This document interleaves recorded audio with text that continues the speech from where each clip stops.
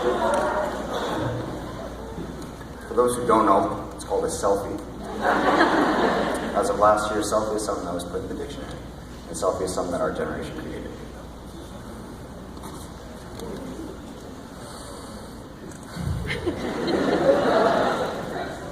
Welcome students, friends, families, teachers, and members of the board.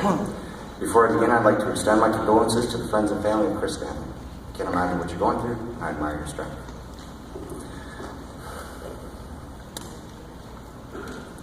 I'd like to begin by congratulating my fellow students, graduating class of 2014.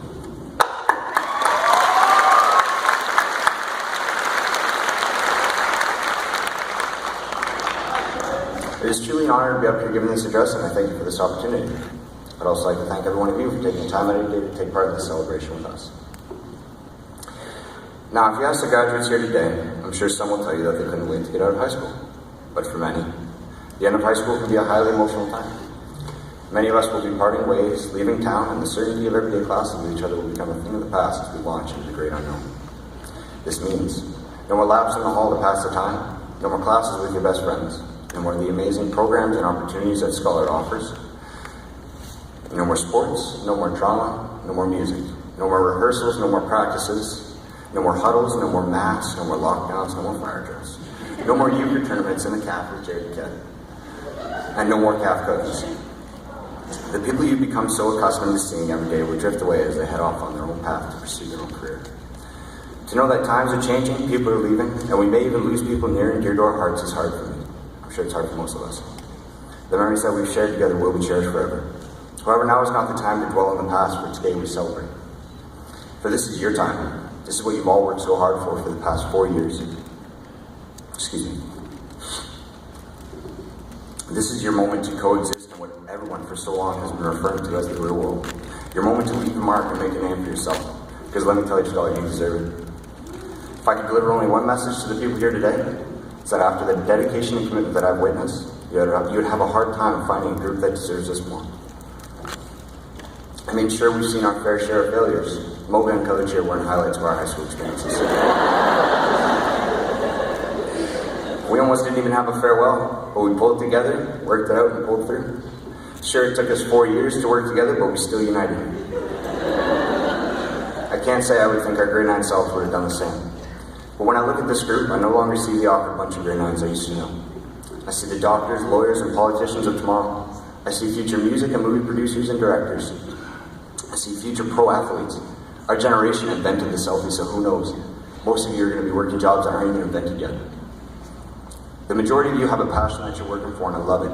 And I'm so proud to have known such a fine group of individuals. I read through a Twitter account online called Senior Quotes. Basically, seniors get to put a quote or saying or last words beside their name in the yearbook, like we did. I came across a post from a girl and I found it pretty interesting. Now, the post unfortunately didn't give out her name, so I can't give her the credit she deserves. But the quote read, "I spent 113,880 hours of my life for a paper and a handshake." And a hug. If you think about it, that's a long time spent in school. I had a long talk with Mr. Tignelli about the quote, and he asked me, why did we go through 14 years of school? Because our parents told us to, sure. We went through 14 years of school to get into a good post-secondary institution. Sure. But why do we want a good post-secondary why do we want to go to a good post-secondary institution? Well, to get a good degree. But why do you want a good degree? To get a good job. Why do you want a good job? And you know what? It all boils down to money. And there's nothing wrong with that, because with the world that we live in today, you need money to survive. But what if money didn't matter? Mr. Tignelli turned me to a video called "What If Money Was No Object?" A famous philosopher by the name of Alan Watts asked his students, what would you do if money was no object? How would you really like to be spending your life? For all my bros out there, they know that I love cars and music, some of the biggest things in my life. So for me, I'd whip up a good playlist and I'd drive. I would just drive and drive. I'd drive till I hit empty and I'd fill it right back up and go. But of course, only if money didn't matter. Gas prices today, yeah, right.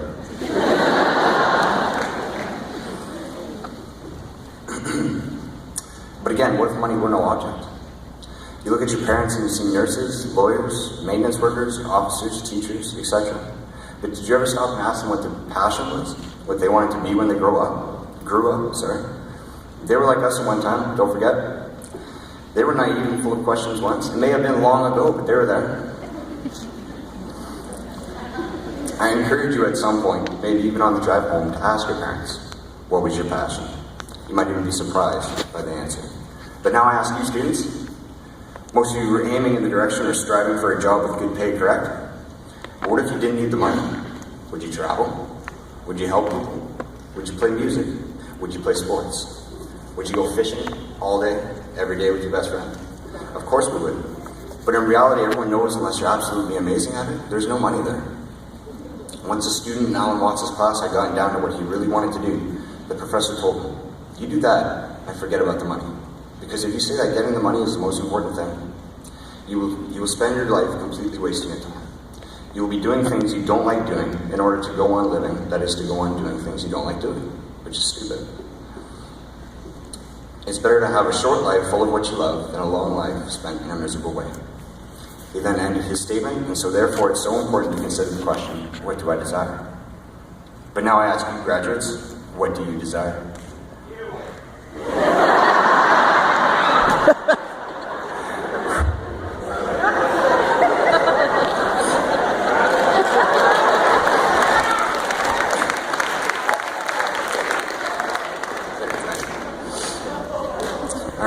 wise Chinese social philosopher by the name of Confucius once said, "Choose a job you love and you'll never work a day in your life." So graduates, are you ready? Because in the words of Edward Coach, the fireworks begin today. Each diploma is a lighted match, and each one of you is a fuse. So graduates, what are you going to do? You have brains in your head, you have feet in your shoes. You can steer yourself in any direction you choose. You're on your own and you know what you know. You are the guy who will decide where to go. Dr. Seuss. Before I end this address, there's a few more people I'd like to thank for assisting us along our journey. First off, thank you teachers for teaching. I can't wait to use Pythagorean theorem in everyday life. But actually, thank you for always being there to either be the voice of reason or to better explain the lesson after class. Thank you custodians, because let's be honest, the school doesn't reset overnight. There's men and women, day in, day out, cleaning up after us. Thank you board members for taking up the old part of the building, preventing the school from kicking in grade 7 grades. Lord knows we can pull forward that. Thank you parents, of course, for always being there, making lunches, fixing bobos, changing diapers. Grade 10 was a tough year. And thank you attendance office for accepting any answer as a reason to be late. I never thought in a million years I could say, yeah, I slept in, or yeah, I went to Timmy's for breakfast. And it would be an acceptable reason for being late. And now I end this address in the names of words of Ellen DeGeneres. Follow your passion and stay true to yourself. Unless you're never follow someone else's path. Unless you're in the woods and you're lost and you see a path, then by all means you should follow that.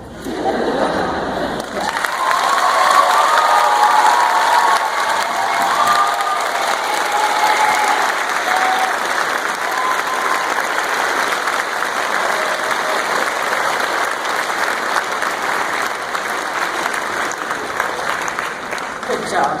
Mrs. Foisey would like to share the following reflection with the graduates on behalf of the staff as they prepare to leave us. Well done, Mr. Buffett. Well done. And no, that's not an acceptable reason to be late. I didn't know about it. This is for all of you, from all of us on this stage. If there was ever a time to dare, to make a difference, to embark on something worth doing, it is now. Not for any grand cause necessarily, but for something that tugs at your heart, something that is your aspiration, something that is your dream. You owe it to yourself to make your days count. Have fun. Dig deep. Stretch. Dream big. Know, though, that things worth doing seldom come easily. There will be good days, and there will be times when you want to turn around and pack it up and quit. quit. Those are the times that you tell yourself that you're pushing yourself, that you're not afraid to learn by trying and maybe failing. Persist. Because with an idea, determination, and the right tools, you can do great things.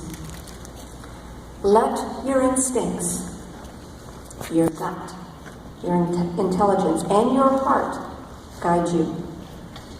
Trust yourself.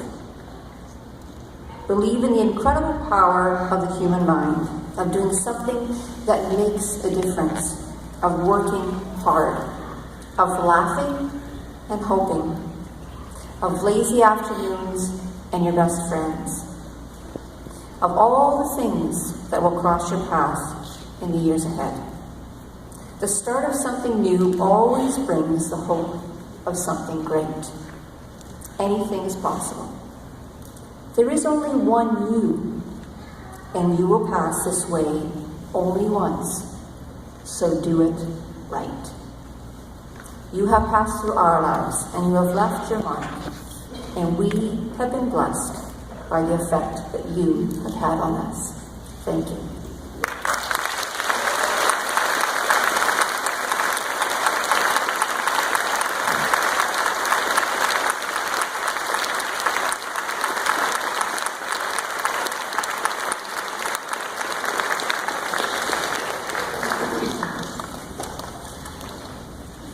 Special thank yous go out today to the Capital Centre staff for all of their efforts in ensuring the running of a smooth graduation ceremony, and to our St. Joseph Scollard Hall student assistants today. Thank you to Valedictorian Derek Buffett and to all of you for attending. Ladies and gentlemen, this concludes the 2014 St. Joseph Scollard Hall graduation ceremony. Please remain where you are while the recessional music accompanies the graduates on their walk out of the Capital Centre.